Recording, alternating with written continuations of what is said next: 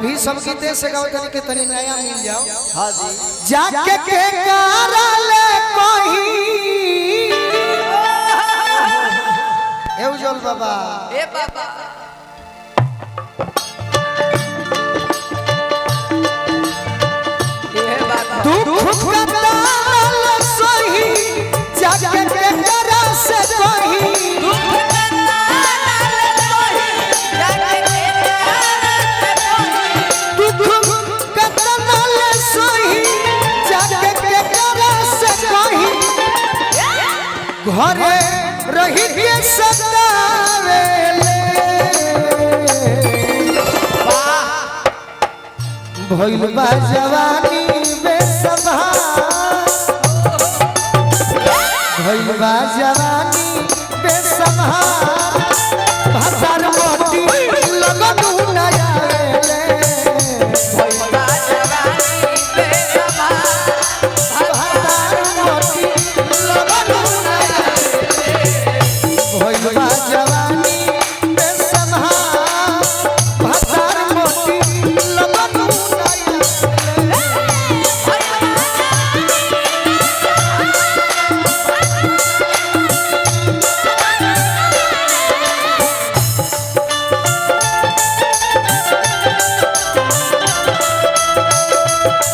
yes Rangia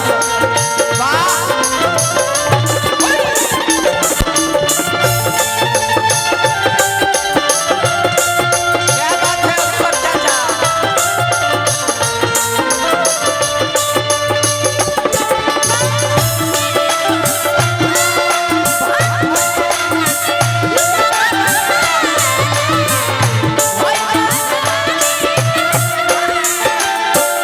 कहत या लड़की अपने तपस गइले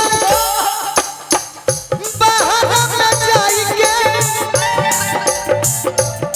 बाकी गावे में मजा आवता हां जी साज बाजता वो सुने में मजा आवता इहो सब के सुने में मजा आवता बाकी हमारा भाव देखे में मजा नहीं आवता अबे है भाव के उतारी के हमारे सुनील भैया उतरी हां जी देखो मुस्कान यहाँ के पुरुष होके कलाकार बनी हां जी तो यह पतिया के लेडीज बन के कोना भाव में को कौना भाव आई तारा सीखे के चाहिए आई तो सुनील भैया पुरुष हो के यहाँ कनी भाई खातिर वो जोरदार ताली रोरा सब बजा दी बड़ी सुंदर कलाकार वाह लड़का हो के लड़की के भाव हां जी हमारा तो जीवन में ना कोई ना ऐसे कि हमें कला कूट कूट के भरल बा हमने के गा सकत नहीं जा अपने तपस गइले तनी हेने हट के देखे तो माइयो बहन के अपने मार्केट बनावे के फेरे में बाड़ी ए महावीर बाबू हट रे पागल आ दादा आ दादा अपने तपस गइले बाहर में जाई के अरे मन को मर जाई जहर बाहु खाई के अपने मर जाई जहर बाहु खाई ए राजा ए राजा भीतरिल भइल बाबू खा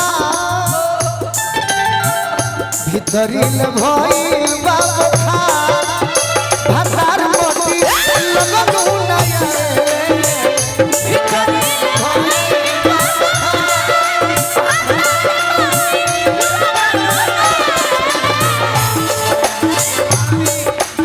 खा भसार मोटी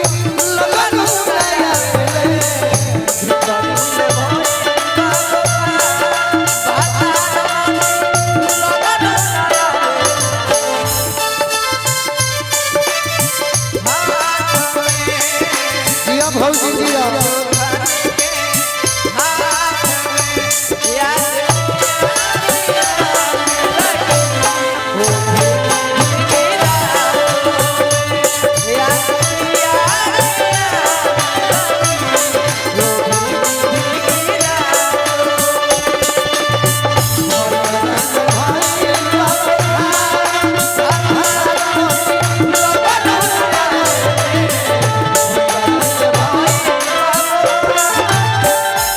सुनील भैया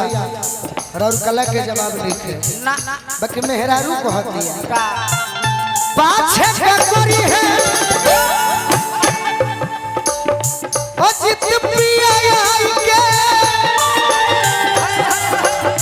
अरे चूल्ही में बोझ दे हो ओई सब कमाई के पाछे के कोरी है ओ जलतिया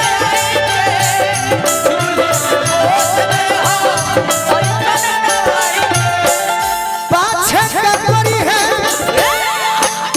ओ जित पिया आई के चूल्ही में बोझ दे हो ओई सब कमाई के पाछे के कोरी है ओ जलतिया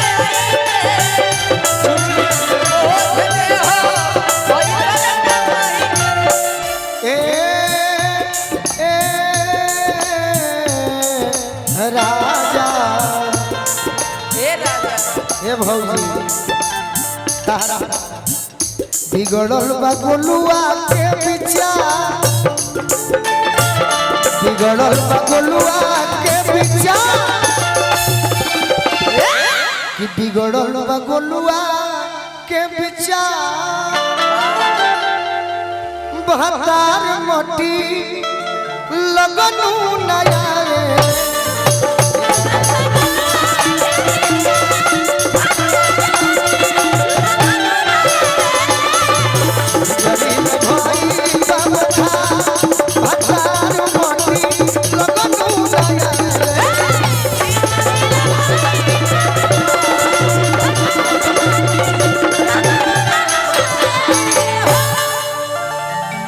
मंच के मंच के लाउन सारावा के नहीं